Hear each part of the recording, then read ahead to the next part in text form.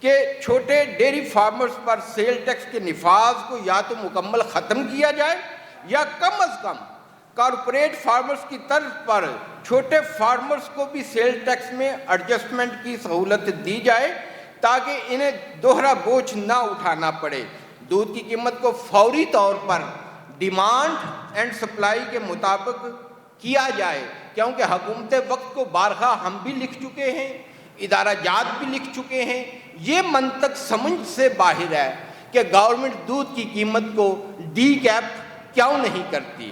جب تک حکومت دودھ کی پرائس کو ڈی کیپ نہیں کرے گی، مارکیٹ میں ملاوٹ مافیا جو ہے وہ دندنانا وہ پھرتا ہمیں نظر آئے گا۔ اگر ہم چاہتے ہیں کہ ہمارے بچے، ہمارے صارف خالص دودھ پیے تو اس کے لیے ضروری یہ ہے کہ دودھ کی قیمتوں کو ڈیمانڈ اینڈ سپلائی کے مطابق کیا جائے۔ ہم مہنگا دودھ پیدا کر کے سستا فروخت نہیں کر سکتے۔